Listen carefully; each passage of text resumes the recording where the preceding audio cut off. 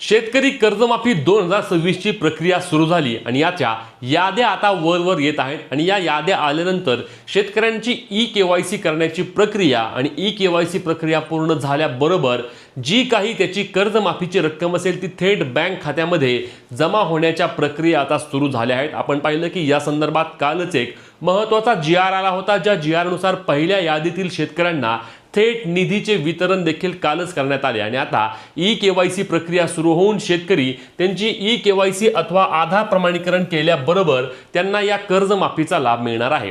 यातच आता पुढची एक महत्त्वाची अपडेट, ज्यामध्ये आता आपण 1,08,000 शेतकऱ्यांची पुढची यादी, आता ही यादी नक्की कोणती आहे, कोणत्या जिल्ह्यातील शेतकऱ्यांना यामध्ये लाभ मिळणार आहे, त्यासोबतच आता प्रत्येक बँकांनुसार याद्या पटपट त्या ठिकाणी जाहीर करण्यास सुरुवात करण्यात आली आहे, जेणेकरून जास्तीत जास्त शेतकरी आपली ई-केवायसी करून घेतील आणि ई-केवायसी प्रणाली केल्याबरोबर तुम्हाला या कर्जमाफीचा लाभ मिळणार आहे। शेतकरी मित्रांनो, यातील एक महत्त्वाची बाब म्हणजे लक्षात घ्या की आता बायोमेट्रिक द्वारेच फक्त ई-केवायसी होणार आहे। आधार ओटीपीच्या माध्यमातून ई-केवायसी प्रणाली होणार नाही। यासाठी तुम्हाला तुमच्या जवळील आपले सरकार सेवा केंद्रामध्ये जाणं बंधनकारक असणार आहे आणि तिथे गेल्यानंतर तुमची कर्जमाफीची असलेली रक्कम बरोबर आहे का नाही हे तुम्हाला तपासावे लागणार आहे आणि रक्कम बरोबर असल्याबरोबर तुम्ही तुमची ई-केवायसी केल्या तुम्हाला या कर्जमाफीची रक्कम जमा केली जाणार आहे। या प्रक्रियेसाठी आम्ही जास्त विलंब करणार नाही। राज्य सरकारने आम्हाला निधी उपलब्ध करून दिला आहे असे देखील आपल्या कृषी विभाग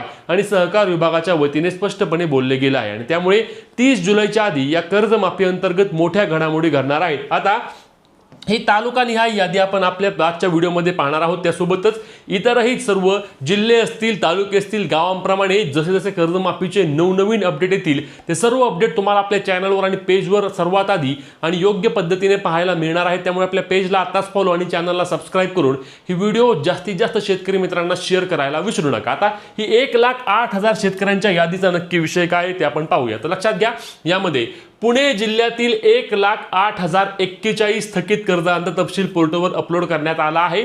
त्यामध्ये तालुकानिहाय आकडेवारी जाहीर करण्यात आलेली आहे आणि शेतकऱ्यांच्या दृष्टीने या पुण्यश्लोक अहिल्यादेवी होळकर शेतकरी कर्जमुक्ती योजनेच्या अंमलबजावणी अंतर्गत कुठली बँक आहे तर पुणे जिल्हा मध्यवर्ती सहकारी बँक म्हणजेच की आपली PDCC बँकेतील शेतकऱ्यांच्या सोसायट्या असतील किंवा बँके थ्रू त्या ठिकाणी 1,08,041 शेतकरी असे आहेत की ज्यांना पुणे जिल्हा मध्यवर्ती सहकारी बँकेअंतर्गत या कर्जमाफीचा लाभ मिळाला आहे आणि त्यांच्या याद्या त्या ठिकाणी पोर्टलवरती आता अपलोड करण्यात देखील आलेल्या आहेत। मग तालुकानिहाय म्हणजे पुणे जिल्ह्यातील जे तालुके आहेत त्या तालुक्यानुसार संख्या काय आहे तर चला लगेच माहिती घेऊया। तर तालुकानिहाय त्या ठिकाणी कर्जदार खातेदारांची संख्या, तर यामध्ये बघा सर्वात महत्त्वाचा पहिला तालुका म्हणजे आंबेगाव तालुक्यामध्ये केवळ 3,390 शेतकऱ्यांना कर्जमाफीचा लाभ मिळाला आहे। PDCC बँक, लक्षात घ्या, आता अनेक शेतकरी म्हणतील की आमचा राष्ट्रीयकृत बँकेमध्ये कर्ज आहे, आमचे त्या ठिकाणी प्रायव्हेट बँकांमध्ये कर्ज आहे, तर आमची यादी कधी येणार तर तुमच्या देखील याद्या बँके थ्रू अपलोड झाल्या आहेत।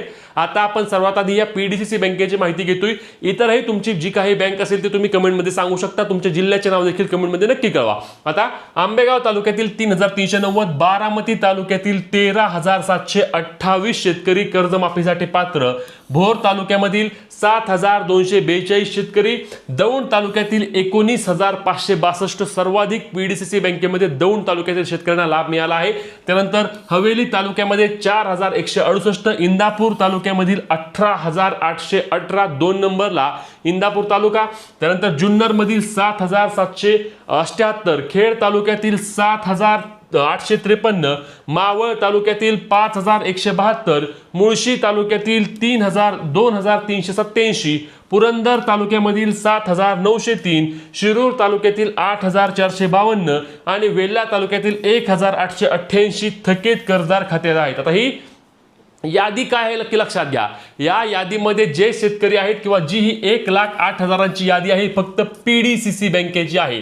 PDCC बँकेचे आणि ते देखील हे फक्त थकबाकीदार आहेत, लक्षात घ्या। यामध्ये जी काही यादी अपलोड केली आहे ही थकबाकीदारांची यादी आहे। यामध्ये चालू बाकी असणारे शेतकरी ज्यांना 50,000 रुपये मिळणार आहेत त्यांची नावं यामध्ये अपलोड करण्यात आलेली नाहीत। त्यांना नंतर लाभ मिळणार आहे. सुरुवातीला थकबाकीदार शेतकऱ्यांना कर्जमाफीचा लाभ मिळत आहे. आता इतरही जिल्ह्याच्या याद्या हळूहळू अपलोड होत आहेत आणि त्यानुसार आपण त्याची देखील माहिती आणि अपडेट आजच्या व्हिडिओमध्ये म्हणजे आजच्याच घेणार आहोत. त्यामुळे आपल्या पेजला फॉलो, चॅनलला सबस्क्राईब करून तुमच्या जिल्ह्याचे नाव कमेंटमध्ये सांगायला विसरू नका. भेटूया पुढच्या व्हिडिओत. तोपर्यंत जय महाराष्ट्र.